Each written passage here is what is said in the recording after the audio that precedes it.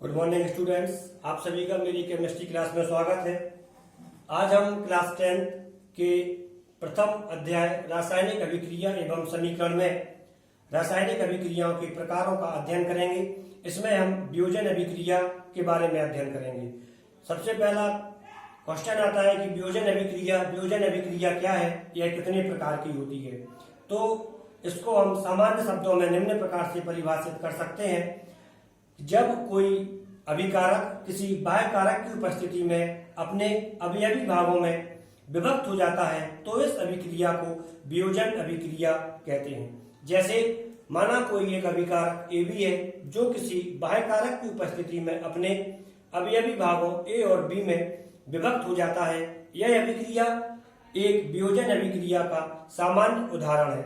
अब क्वेश्चन आता है कि यह बाह्य कारक कौन कौन से होते हैं जिनके आधार पर हम वियोजन अभिक्रियाओं का वर्गीकरण कर सकते हैं। यह बाह्य कारक मुख्यतः दो होते हैं, नंबर 1 ताप, नंबर दूसरा प्रकाश। और इन्हीं बाह्य कारकों के आधार पर हम वियोजन अभिक्रिया को दो भागों में विभाजित करते हैं, नंबर 1 तापीय वियोजन, नंबर दूसरा प्रकाशीय वियोजन। इसके पश्चात पुनः क्वेश्चन आता है कि तापीय वियोजन किसे कहते हैं।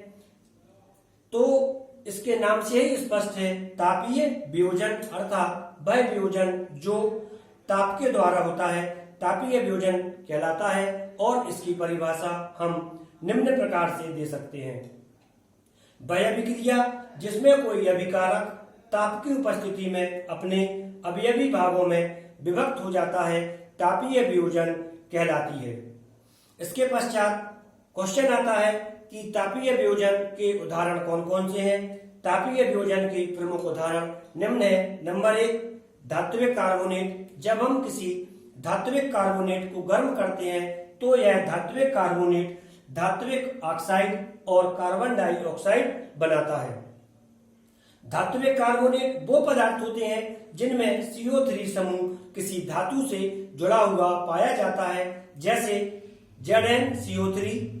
इसमें CO3 Zn से जुड़ा है, अतः यह जिंक कार्बोनेट है। इसी प्रकार CuCO3, इसमें CO3 Cu अर्थात कॉपर से जुड़ा है, इसलिए यह कॉपर कार्बोनेट है।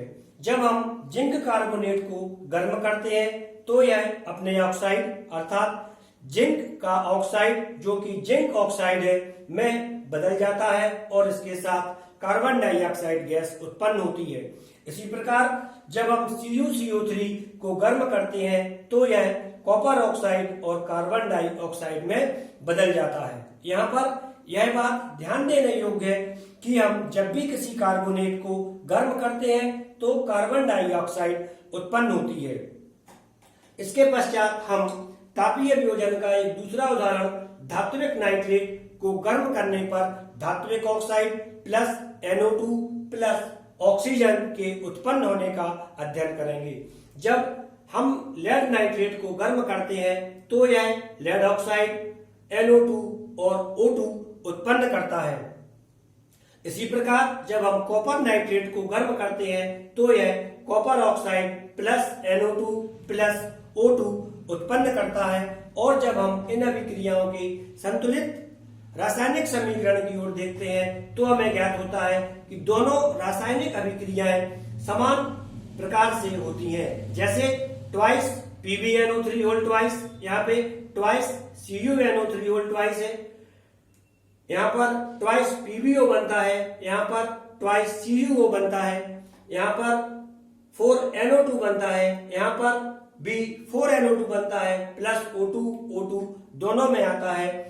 तो यह धात्विक नाइट्रेट से धात्विक oxide plus NO2 plus oxygen के बनने का दूसरा उदाहरण था। इसके पश्चात हम वियोजन अभिक्रिया का दूसरा प्रकार प्रकाशीय वियोजन का अध्ययन करेंगे।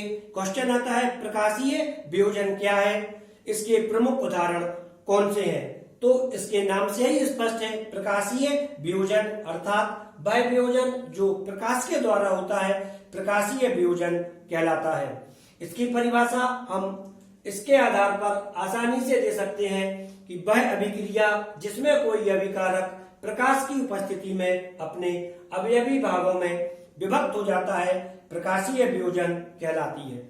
इसका प्रमुख एग्जाम्पल AgCl अर्थात सिल्वर क्लोराइड व AgBr अर्थात सिल्वर ब्रोमाइड का प्रकाश की उपस्थिति में होने वाला वियोजन है। जब हम सिल्वर क्लोराइड को सूर्य के प्रकाश में रखते हैं तो यह सिल्वर व Cl2 में विभक्त हो जाता है। इसकी सामान्य अभिक्रिया twice AgCl gives you in presence of sunlight twice Ag plus Cl2 है। इसी प्रकार इसका दूसरा उदाहरण twice AgBr in presence of sunlight gives you silver plus Br2। इसकी सामान्य रासायनिक अभिक्रिया twice AgBr gives you in presence of sunlight twice Ag plus Br2 है। यह प्रकाशिक वियोजन की दोनों क्रियाएं महत्वपूर्ण है, क्योंकि यह अभिक्रिया सामान्यतः फोटोक्रोमिक लेंस में होती है, और जबकि दूसरी वाली अभिक्रिया ब्लैक जो प्राचीन समय में चलने वाली ब्लैक एंड व्हाइट फोटोग्राफी होती थी उसके काम में आती थी।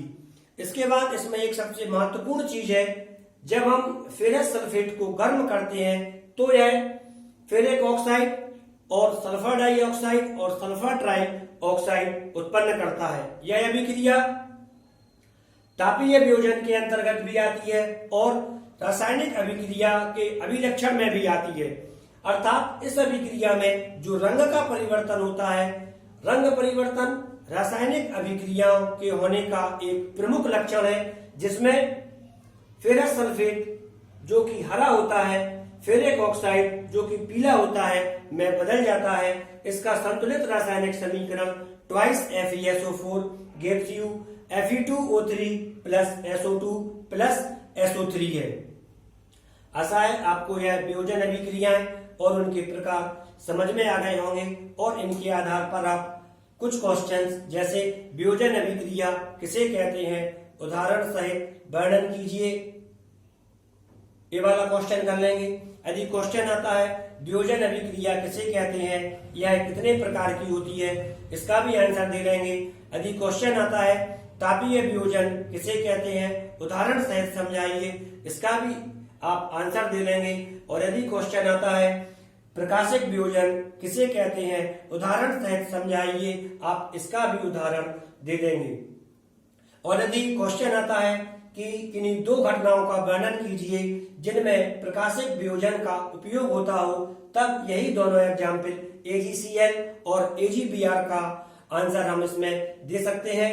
और यदि क्वेश्चन आता है कि क्या होता है जब जिंक कार्बोनेट को गर्म किया जाता है, तब हम इसका आंसर भी दे लेंगे। और यदि क्वेश्चन आता है क्या होता है जब कॉपर कार्बोनेट को गर्म किया जाता है, तब हम इसका आंसर भी दे लेंगे। और यदि क्वेश्चन आता है कि क्या होता है जब लेड नाइट्रेट को गर्म किया जाता है, क्या होता है जब कॉपर नाइट्रेट को गर्म किया जाता है, तो ये सभी क्वेश्चंस का आंसर हम आसानी से दे सकते हैं।